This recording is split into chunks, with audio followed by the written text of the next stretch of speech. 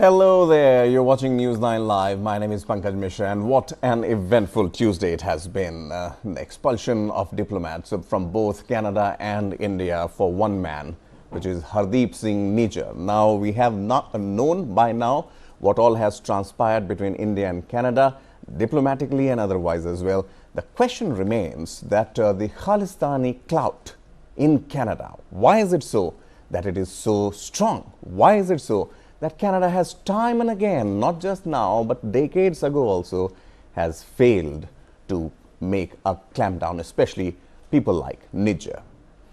Now, originally from Punjab, Hardeep Singh Nijjar moved to Surrey, Canada in 1997, working as a plumber and marrying with having 2 children. He served as the Surrey Gurudwara president since 2020.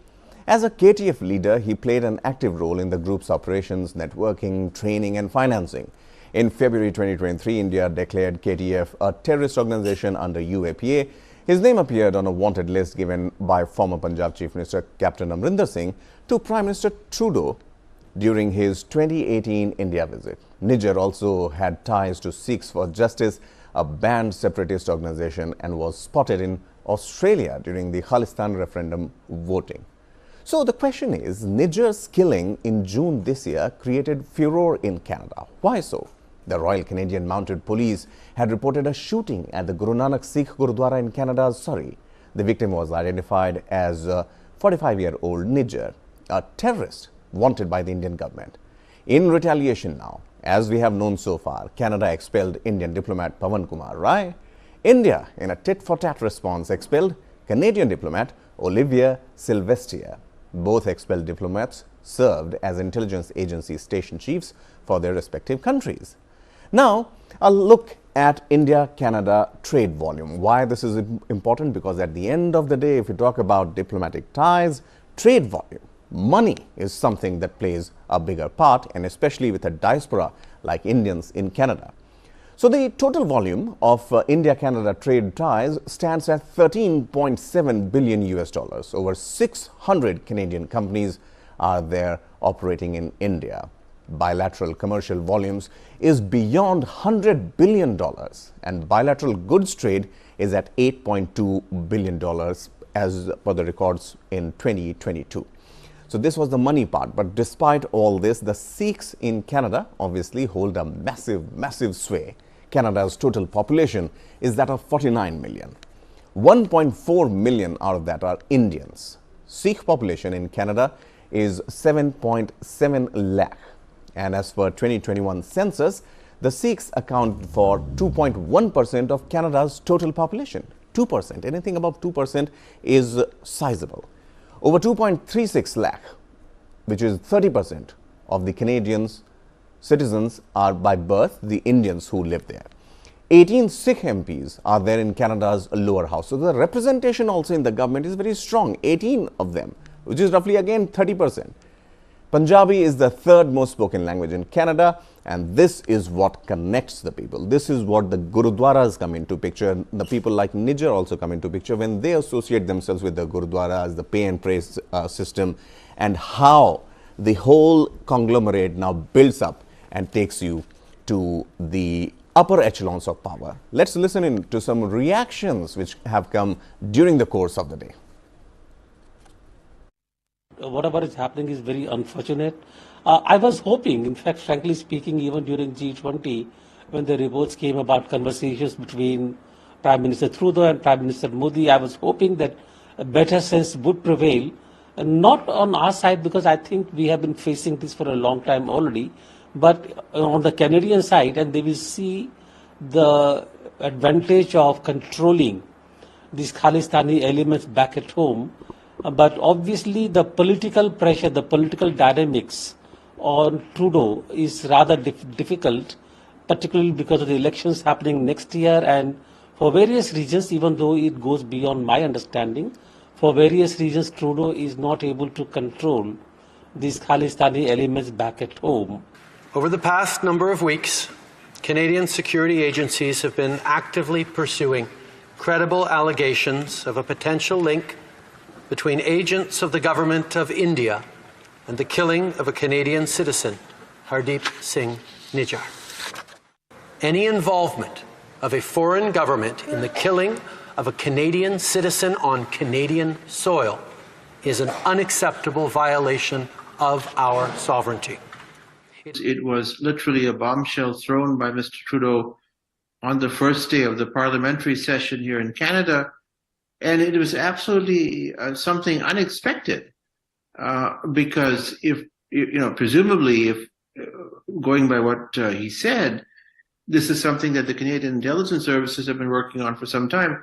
This was known, presumably was known, and the fact that Trudeau went to the G20 and we know of all of the awkwardness that happened there, something is peculiar about the timing about this announcement.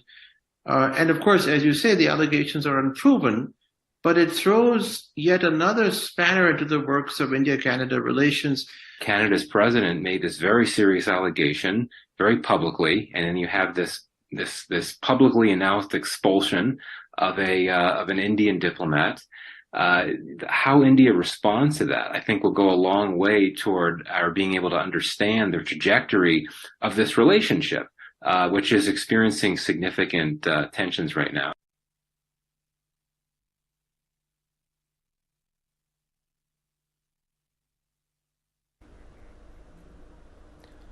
All right, so we are joined by Ambassador Deepak Vora, former diplomat, Ravinder Sachdeva, foreign affairs expert, and my colleague and editor of News9, Sandeep Unnithan. Sandeep, obviously, when talking about the context of Hardeep Singh Nijjar and Canada and the way things have transpired so far, very quickly, opening remarks from your side, what does it reflect, the deep entrenched clout that they maintain there?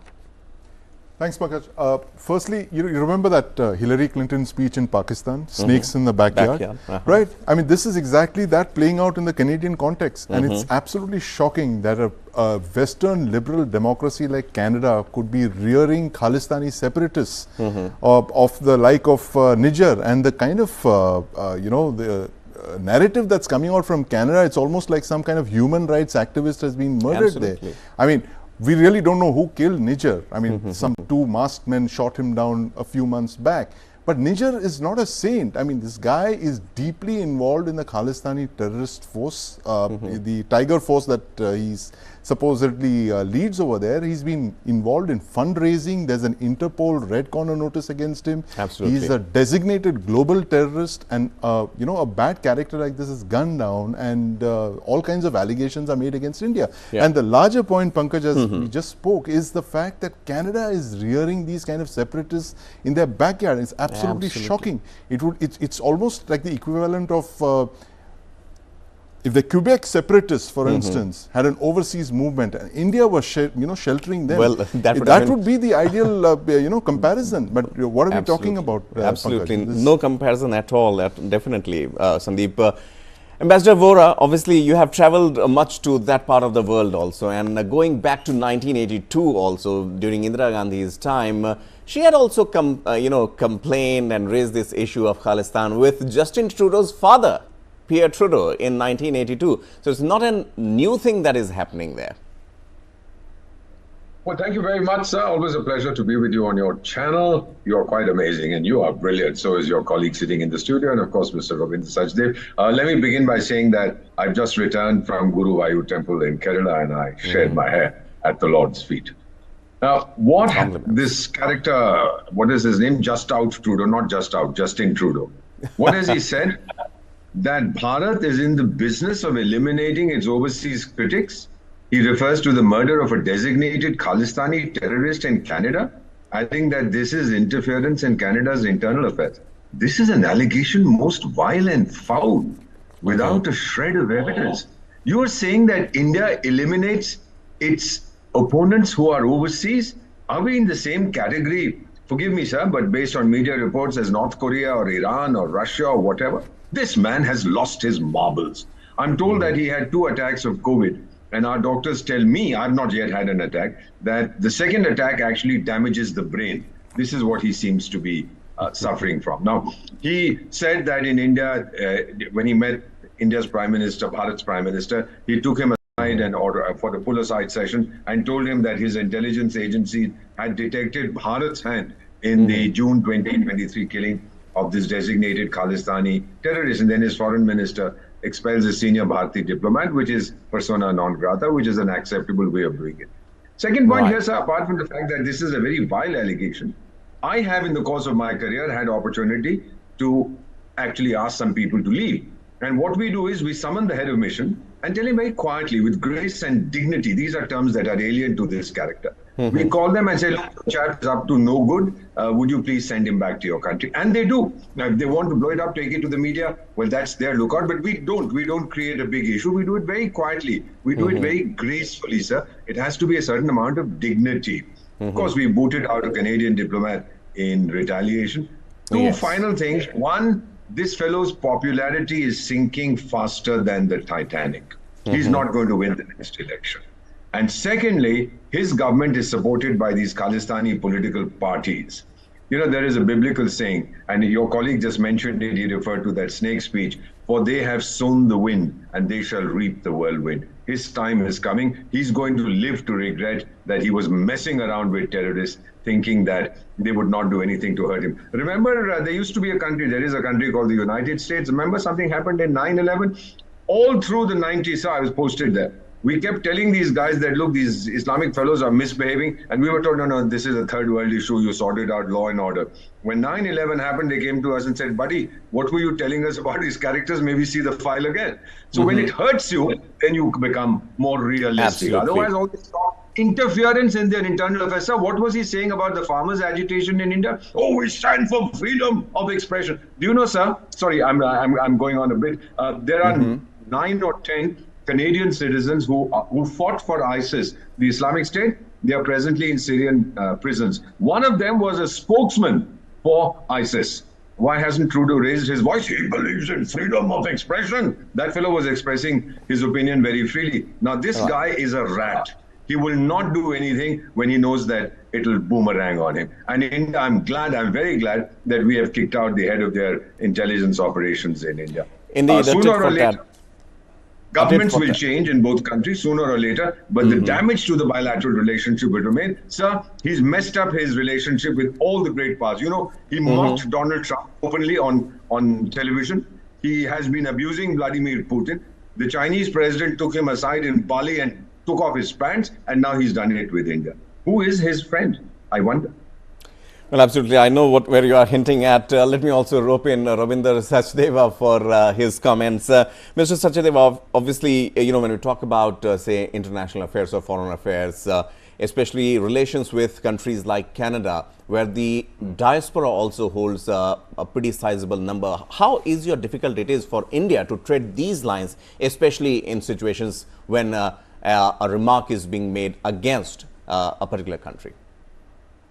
Oh, interesting question. I think it's always challenging for any country, to face a situation like this, including Canada itself and for us itself, because of what we want or desire of Canada. The thing, of course, I mean, it gets complicated when we have diasporas, right? Like in the US, Canada, UK, Australia, and all. The diaspora does make a huge difference. It makes a huge positive difference also to the relations between both countries. But in some cases, some extreme fringe elements do end up souring the relations also, like this happening in between Canada and India right now. A couple of things I would say from the introductions and all. One, I was not overly surprised that Canada took this step. Yes, I am very much surprised in the manner in which they announced about it, like from the parliament and stuff like that. Okay, but I'm not very surprised because you see, when the G20 meetings were happening in Delhi and Modi Trudeau met, most of the reports which are out there were saying that India has told, Trudeau, our point of view, etc. And that was set out that Khalistan you should not promote or watch out or whatever, or cooperate more with us.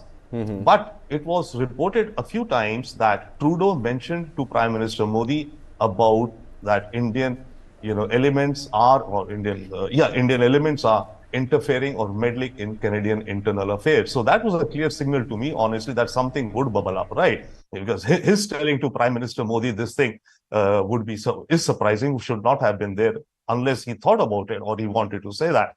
The timing is critical. I think what happened was that basically the G20, meetings when were over, and the entire, the way his visit went, he was probably, and maybe the Canadian foreign establishment was spited. They felt, they felt run down, and they wanted to kind of give a tit for tat to India, because India said that we'll stop the free trade negotiations till this matter is sorted out. That's what effectively Prime Minister said, right? We'll stop all else. First, let's get this done with. So when he was back, he thought to kind of, but what it indicates is a vindicative attitude, you see. If he felt slighted, he could have still done the same thing on, in the backdoor channels, as Ambassador Vora says, or there are many other ways, rather than doing it in this public manner. So that's one. Second thing, which I find very unusual, quickly, very unusual, he said that he had talked to President Biden, Prime Minister Rishi Sunak, and also President Macron on this issue or matter. Now that is very strange, and that's very strange, because what it means is that you're building up a propaganda against India. Okay, we may have issues with you and you have issues with us. Let's sit down, let's figure it out, let's go, our relations, place them on hold, on ice or whatever, let it be bilateral. Why are you, going to other countries and saying that we are talking to our allies? So does it mean that you want to bring in or rope in your allies into this whole matter and issue, which is a bilateral matter between us? That to me is a very strange thing. Indeed, gentlemen. Valid points there. We spoke to Vikram Sood, the former RAW chief also. He spoke on this matter a short while ago. Let's listen into him and then we get back to the discussion. I think those claims are quite absurd. He's made a claim without evidence, and having made the claim, he's taken an action, i.e. to expel the Indian diplomat, etc. And now he wants us to cooperate with him. What is he saying? The whole thing sounds very absurd and illogical to me. And I mean, if you're in a normal relationship, this kind of thing happens, you consult your friendly neighbor, your friend, and say, look, this is what your fellows are doing, I think we need to look at it, and then you sort it out. But he just decided something on it's apparently for his own domestic reasons. That's exactly what I said earlier, that, things like this happen between two countries, that there is a dispute, there is an argument on certain issues, and you find that you need to talk. Then you talk. Two sovereign nations must talk about things, but this man has just gone around and decided that he has to do it like this. I think his visit to India for G20, he wasn't very happy with that, nor was he with this 218 visit when he came then. So, and then I think there are some domestic issues also, but elections and so on, that's not my problem. The problem is that you have a decorum, you have a relationship, you maintain it. You go by the laid down principles. If we are a friendly country, we are not enemies in that sense, but he makes it look as if we are. I don't know where he's got that from. But remember, there was this Canadian hand in the Kanishk bombing. 329 died. And what happened to the people who were accused? They were acquitted after 20 years of trial. Then they had another commission, I think a Supreme Court judge was appointed by the Canadians, 209 or 10. And he came out with huge criticism of the way in which the Canadian government handled that case. So what is what his claims now to what they've been doing themselves is absurd. So, Sandeep, we heard Mr. Sood also, and the aspects that Mr. Sood brings out, Ambassador Vora and Mr. Sachdev brings out here, also points to a very complex situation when we talk about counter-terrorism efforts by not just India, by the friends of Justin Trudeau, by G7, by G20, and then there is one human rights aspect which is repeatedly, time and again, and now it is almost clear that is being done for political gains. So how does it hamper the efforts, the counter-terrorism efforts? Absolutely. This is a very valid point, Pankaj, and what our guests have also mentioned. The fact is that, look, India and Canada don't have a problem. The problem here is being created by one politician from one political party for very narrow partisan gains. Right. And he, as our speakers just pointed out, are being supported by this Jagmeet Singh's party, right, the NDP, which has got 25 MPs, and his minority government depends on support from the NDP, for which he has to toe a pro-Khalistan line. True. And this is absolutely appalling. I don't think if a third world country like ours were to take up cudgels on behalf of some separatist movement in a Western democracy, can you imagine the weight? The weight of the West would have come on us by now. And here you have them openly supporting these Khalistani terrorists. They're given shelter over there. They're given access to funding, recruitment. They're carrying out terror strikes within India. And this whole thing of normalizing this thing in the garb of some kind of our Canadian nationals are being targeted and all that. It's absolute propaganda that's coming out from the very highest levels of the Canadian government. And absolutely. Defense Minister spoke about that. And what they're trying to say is that, you know, it's some kind of good terrorist, bad terrorist analogy is playing out over here. Very difficult. You know, when it comes to the western part of the world, Ambassador Vora, I would like to, hear from your side.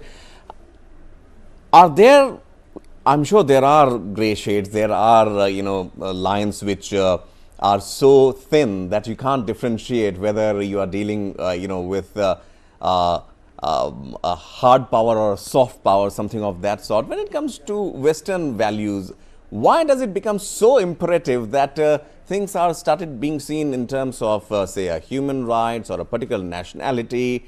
We have seen this in case of UK, we are seeing this in case in Canada also. You're so right. There is some kind of a mental block when it comes to dealing with these characters. Let me tell you something, sir. Canada, as you know, is a member of the Group of Seven. Yes. It wasn't. I was posted in Paris in 1975 when 6 countries had a summit-level meeting. Canada was not invited. Then this character's father, a fellow called Pierre Trudeau, he begged and pleaded and fell at Gerald Ford's feet and said, please, please, please include Canada. I'll polish your shoes. I'll carry your suitcase. I'll do what you want. And so it became G7. Now, Canada is a big country with a petty mindset. Where does it belong? Doesn't have the military power.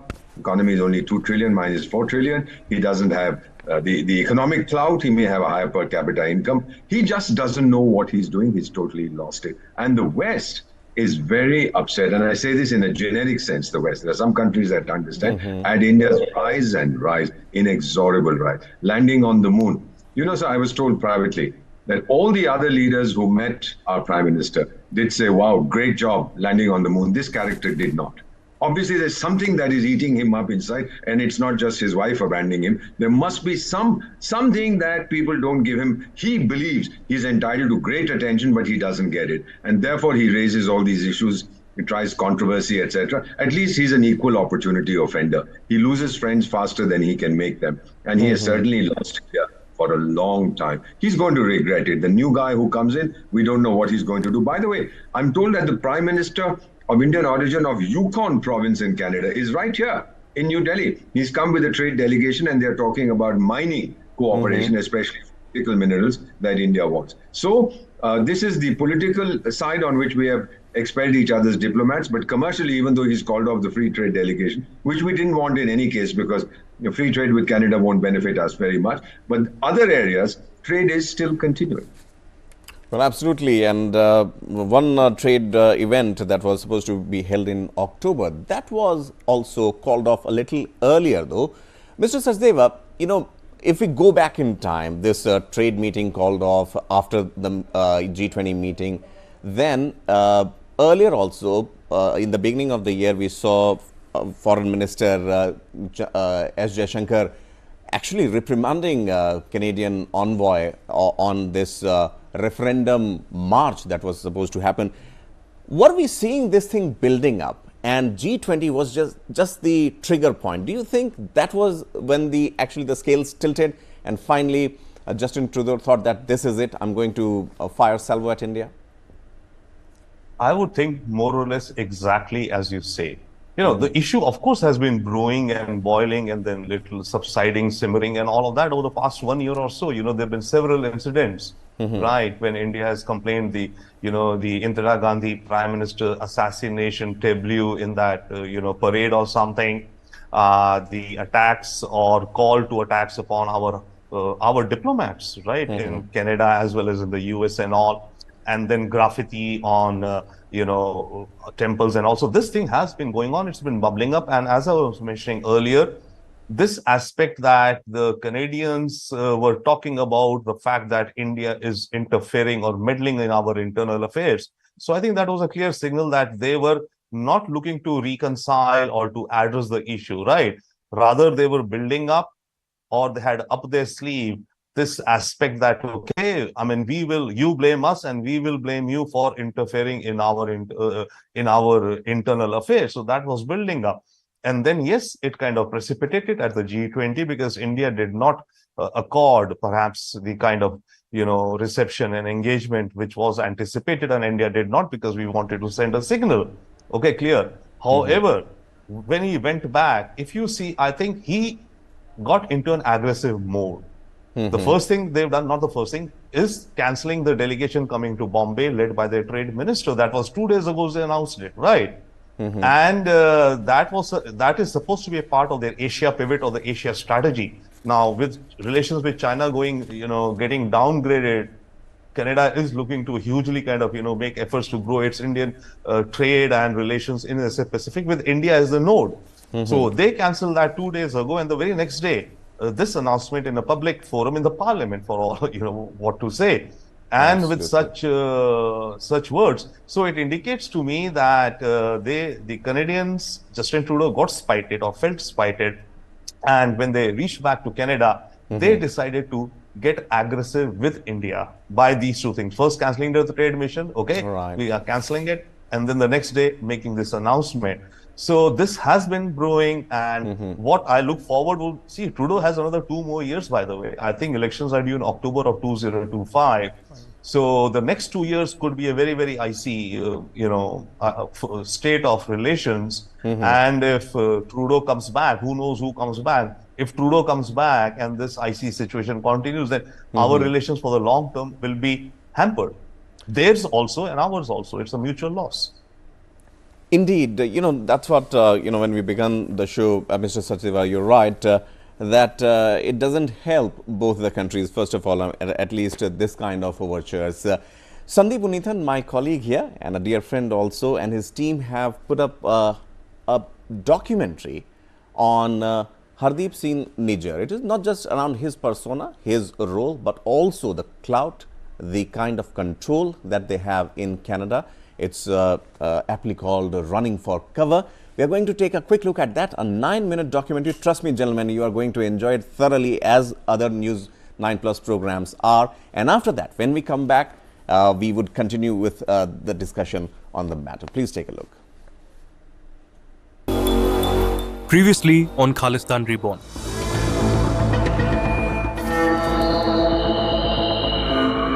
This year has been a record year in terms of gangland killings in Canada. There is a growing degree of concern within Canadian law enforcement that these transnational gangs are in the future going to cause problems in Canada. To me, what the current round of violence tells us is that it was always this way. It was always this way that the Khalistan movement, just as Canada is too close and too tolerant to the Khalistan movement, the Khalistanis themselves have been too close to organized crime.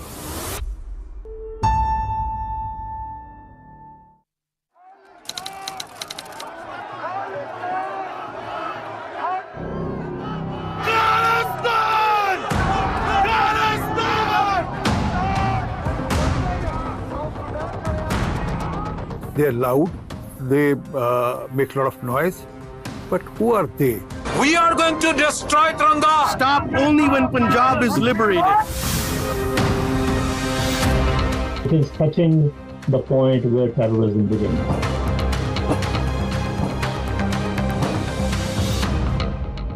Nobody knows who is behind these killings.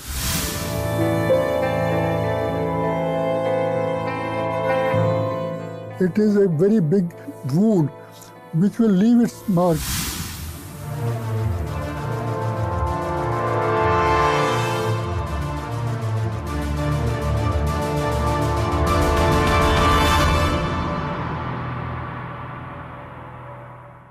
Indian missions and consulates across the US, the UK, Canada and Australia have recently been attacked by pro-Khalistan radicals. In London, tensions escalated when protesters removed the Indian tricolour at the Indian High Commission.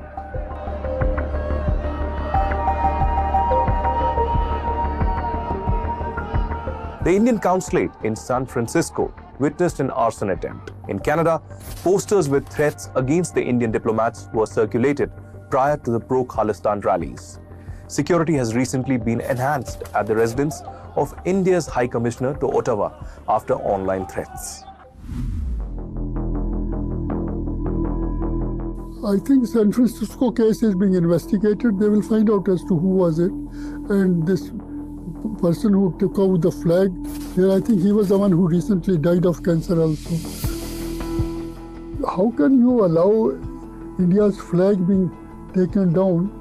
Police must have been there, the so-called Scotland Yard people, just watching helplessly. I can't imagine this thing happening in India. I don't think any Indian government will allow such a thing to happen. How can they allow all these things, anti-India thing, and aiming ambassadors, high commissioners, consul general being targeted and photographs being shown? This is not possible. This should not be accepted. I think our authorities have protested at a very high level. The High Commissioner of Canada has been called and he has been told as to this type of things will not be tolerated. Our sense is that these posters inciting violence against our diplomats and our diplomatic premises abroad are unacceptable. We have called on the Government of Canada to take all steps to ensure the safety of our diplomats. It is a matter of concern that freedom of expression and speech is once again being misused by anti-India elements based in Canada and elsewhere. It's clear. There can be no scope ever for Khalistan. There can be no space for Khalistan. Let's be very clear on this. We can talk about anything else, but a separate state. It doesn't matter to them at all. They are serving a purpose. I do not know who their masters are. Maybe ISI or local politicians. Large majority, only few days I told you, I've been in touch with people. They say, sir, they are not even 1% of the population. 50 people coming there showing the flags. That doesn't make a crowd. Whenever the picture is there, quite a few Pakistanis and Kashmiris are mixed up with them also at that time, just to swell their number. Because outside, you can't say everybody doesn't have a turban. A clean-shaven man will also be a Sikh, can be a Sikh, or a Muslim, whatever it is. Yes, they are loud, they make a lot of noise, but who are they? That they're young guys who, when they go there, they need money to sustain. And since a lot of money being spent for going abroad, so they're virtually broke, and then they need a lot of money to sustain themselves. And there are agencies like ISI who give them some sort of allowances, monthly allowances, and sustain them. And when required, they use them for their objectives. This is the scene of the Khalistan. This is the on-ground factual reality of the Khalistan, or the people who protest for Khalistan there. ISI is behind all these things. And ISI, I have written in my book also, their investment in this is very slow, very low. If the risk-reward ratio is much in their favor, they will continue doing all these things. Pakistan is going to take advantage everywhere, there is no doubt about it. It's a very small amount they have to spend on all these things. It's a well-known fact that Pakistan is supporting and funding them for a long time. But don't discount what I said before, that now they are raising local funding as well. They have local support as well. So they don't depend upon total Pakistani funding now. They can raise a lot of funds themselves. Meanwhile, several pro-Khalistan terrorists in the US, UK, Canada, Australia, as well as Pakistan are running for cover after deaths of prominent separatists under suspicious circumstances. While the Khalistanis blame Indian agencies, the deaths continue to be shrouded in mystery. Hardeep Singh Nijjar, Paramjit Singh Panchwar, Avtar Singh Khanda and Harmeet Singh are among those who have died abroad. What caused their mysterious deaths? Blaming India for the deaths of pro-Khalistan leaders, Gurpatwant Singh Pannu, chief of pro-Khalistan group Sikhs for Justice, which has been banned by the Indian government, announced a reward of $125,000 to anyone who gives information about the foreign visits of Union Home Minister Amit Shah, External Affairs Minister S. Jaishankar, and Indian High Commissioner to Canada, Sanjay Kumar Verma. We will respond in India. Based in New York, Pannu is infamous for advocating a separate state for Sikhs in Punjab through anti-India aggressive videos in which he provokes violence. In the year 2022, Interpol rejected India's request for a red corner notice against Pannu due to insufficient information. Well, Pannu is in hiding at the moment. What type of a Khalistani leader is he? He is afraid of his life. He must come out openly and say whatever he wants to say in a constitutional manner. He's creating a movement. He's creating kind of support within the Sikh community. He's creating divide among Hindus and Sikhs overseas, and he hopes that this will take place in Punjab also. So it's a kind of incremental approach. It is not going to create Khalistan, but it is going to create a lot of trouble, which it is creating. India, we are going to respond bullet with bullet and bullet with bomb. Whenever he speaks, he spews venom. I have never seen him speaking with some logic or some reasonability or discussing or doing some debate with reasonability. In 2001, Dr. Jagjit Singh Chauhan, considered to be the main ideologue and brain behind the Khalistan movement, met former Prime Minister Chandrasekhar and swore by the unity and integrity of the country. Unlike Chauhan, today's flag bearers of the Khalistan so-called cause are attacking India's integrity and sovereignty. Jagjit Singh Chauhan, the man who started Khalistan as a subject, he came to India and here is his picture. Jagjit Singh Chauhan with the RSS chief then.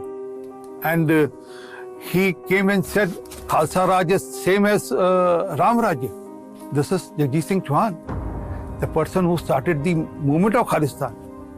So my question to all these Khalistanis is that if your father or grandfather or the person who started the movement of Khalistan, if he has the idea of Ram Rajya, then what are you pushing? What are you trying to do? While the mystery behind the killing of several Khalistani terrorists remains unresolved, the propaganda by Pakistan-backed Khalistani outfits continues in several countries, including Canada and UK. Even as the new wave of Khalistani propaganda is far from over, Indian agencies have tightened noose against Khalistani overground workers in India involved with their handlers abroad to attack the country. 31 places across India have been raided by the NIA, and the hunt for the Khalistani terrorists continues, even as they run for cover.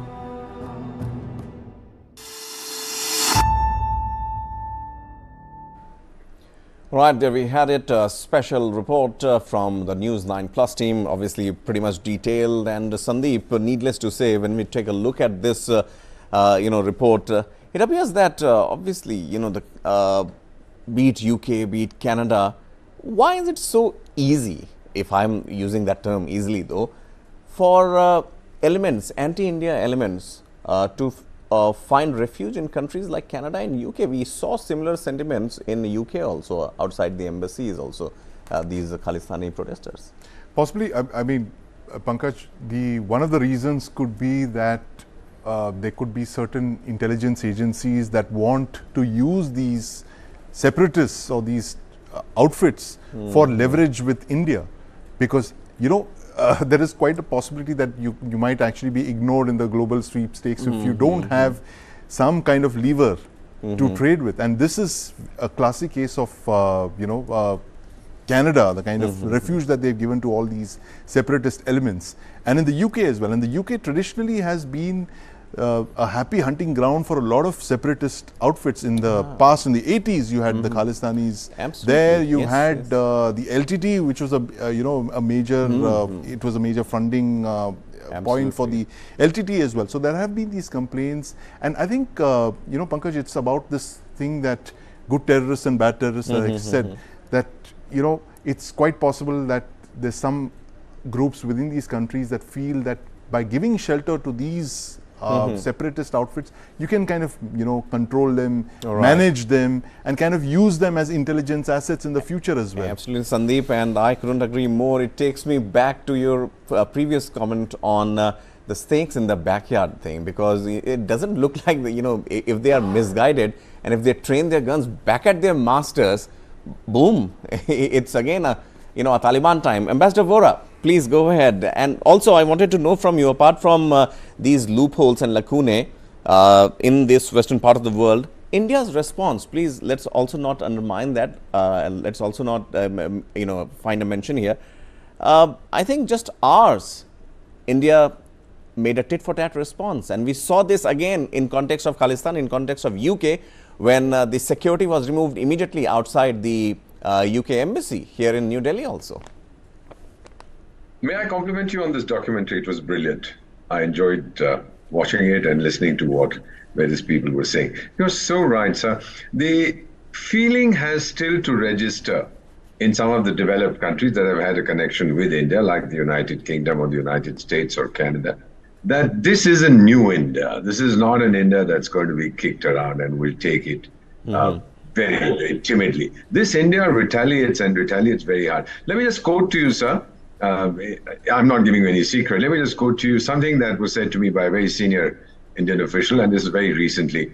He said, in the new India, we will not hesitate to cut off the arm that tries to hurt us. And this is precisely what has been happening. I don't know who's killed all these characters, but let me assure the millions of people who watch your show, I've been in diplomacy 50 years and counting, I'm 72 years young, that this India, I have never seen this level of resolve and commitment. And India's integrity will be protected. Pakistan can do what it wants. The Sikhs, the Khalistanis can do what they want.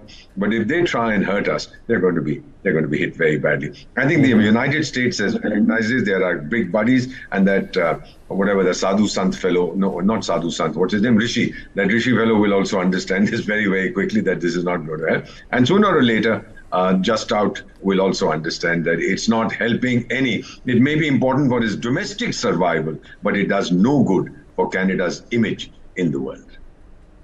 Indeed, Mr. Sachdev, also as Ambassador Vora succinctly put it, that obviously as far as Canada's current credibility is concerned, I would say it's in a deep crisis also, both on personal level and on international level.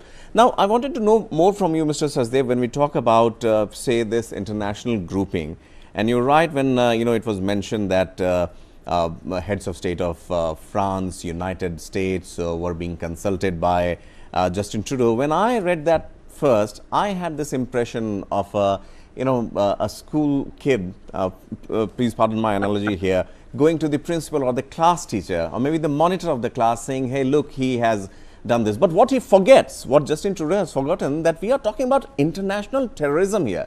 So please help us understand, Mr. Sachdev, that this quick reaction from India, how significant it is, because the world is watching. Absolutely. A couple of things. The swift reaction from India. I was woken up at 7 a.m. in the morning by a call from CNN News 18.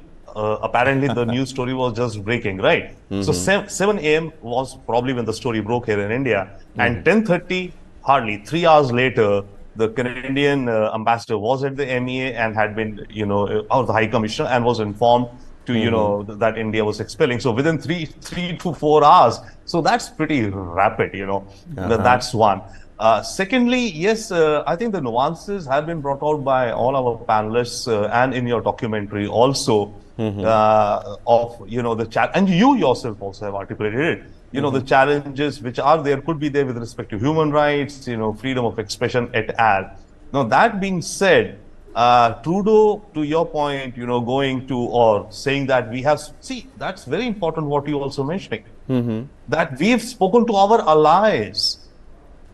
Right. President Biden, Rishi Sunak and Macron. So is it that, as you're saying, it's not only a school child complaining to the teacher or something, is that, is it Trudeau trying to put together a coalition of the willing or so against India? In some propaganda senses, right? So that's what he's doing, So he's building up. So that implies that that's what he's doing. That I mean, so that's pretty, that's pretty worrisome, I would say, with respect to our image also. Another point which came up in a documentary and here and all also, and you mentioned also about the diaspora. Now the issue is definitely yes, the sympathy towards the cause of Khalistan is growing amongst the Sikh diasporas in the US, Canada, UK, wherever. That's the reality. We should be real, right? And of course, we are not dividing the diaspora, but in terms of, kind of talking about it, you got the overall Indian diaspora, right? Then we got the Sikh diaspora. And then within the Sikh diaspora, some who are sympathizers and then some who are the fringe elements and all, who are also contributing money. Another point which one of your, in the documentary guys pointed out, yes, that's what's happening. Foreign intelligence agencies may be funding these guys in the US and Canada, but growing number of diaspora living within those countries who themselves are maybe do not, want to propagate violence or extremism, but because of their sympathy to the cause, to the soft cause of Khalistan, are providing the fundings. So that's a very, that's again a challenging task, by the way, for us also, that how within the diaspora can this growing divide be reduced. And believe me, I mean, after this incident of today, when the Canadian government has said this, a good number or some number of Sikhs who are moderate middle of the path could tip over that, okay, India is doing this, if they, if they also believe that the Canadian Prime Minister is saying that. So it's a worrisome situation on some counts for us with respect to the diaspora. And lastly, also with respect to the diaspora and Indians, now what we could expect down the line, Canada will somewhat, if not tighten or create a little bit or hurdles in terms of our students maybe, but students help them with their business because our students pay the fees. But we can expect something of that kind coming from Canada in the coming months. So lastly, I'll say, see, all these episodes also, show is that to some extent the Khalistanis are freaking succeeding. Why? The objective of a terror group or extremists is to create divides and create divisions. Here they are ending up sabotaging relations between Canada and India. We should look at that also, right? They've achieved that objective, achieved somewhere, So that's, those are the, huge downsides. Definitely. Yes, Ambassador Vora, coming to you. And these points that you mentioned, Mr. Sachdev, are very crucial because Canada, both of you and Sandeep would agree here, हम लोग अक्सर कहते हैं, हाँ जी वो तो Canada रहते हैं, हाँ जी वो तो कनाडा रहते हैं. Canada has become a name very synonymous, when you talk about initially Punjab, but now you would see every other family has someone or the other. Ambassador Vora, you wanted to come in, please. I just heard Mr. Sachdev talk about a coalition of the willing. Oh, come on. I stop fantasizing. The fellow has spoken to 3 leaders, Joe Biden. So he claims, we don't know whether he has. He says Joe Biden, Emmanuel Macron and Sadhu Santarishi, whose domestic ratings are so low that you need a telescope to see them. What do you expect them to say? Carry on, throw the fellow out? Oh, go on, announce this in your parliament? Come on, sir. Indeed. I've been in diplomacy long enough to know what would have happened is he would probably have called those guys and said, look, I'm going to make this announcement. And if I know these people, they would have said, so what do you expect us to say? Do what you have to. Gentlemen. That doesn't mean any kind of coalition is building. Nor would they say, don't do it. Nor would they say, go ahead. I've seen this long enough. Timing is important. Timing is important. Gentlemen, thank you so much. Thank you so much for your time and your input. It's always appreciated. Always a pleasure to speak to you. And needless to say, the event transpiring at such a pace obviously point out to one thing, that as of now, India-Canada ties haven't seen an all-time low like this. We'll keep bringing you all the updates. Keep watching this space. News9 Live is the place to go to.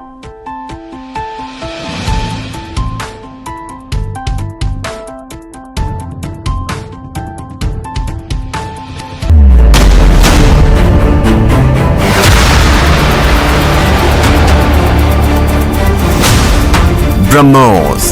Stealthy, lethal, precise. It flies at 3 times the speed of sound and cuts through a warship like a hot knife through butter. China's navy has threatened its neighbors, and they are turning to the BrahMos for protection. The Warship Killer. This and more streaming on world's first news OTT, News9 Plus. Download now.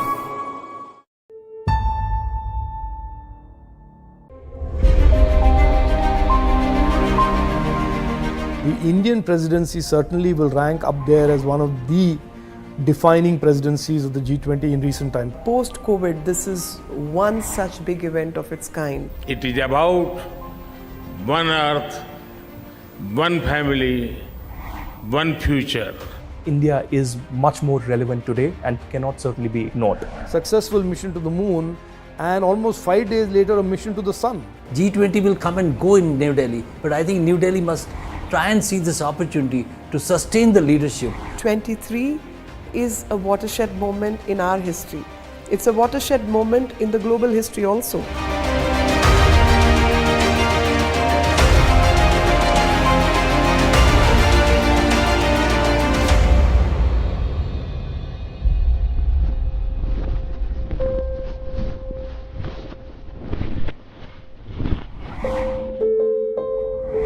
G20 summit this time in New Delhi is very different for several reasons. One is, of course, we speak about globalization, but India for the first time chose a theme of Vasudhaiva Kutumbakam.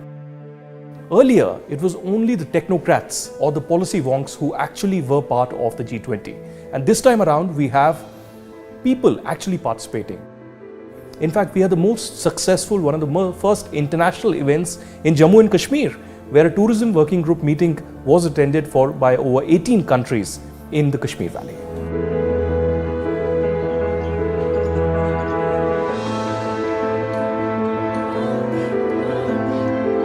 India today is being led by a person called Mr. Narendra Modi, who's a people's person. Jai Jawan, Jai Jawan, Jai Vigyan. It was his idea, and I was present in that meeting when he said that can we have other countries other than G20 countries as invitees?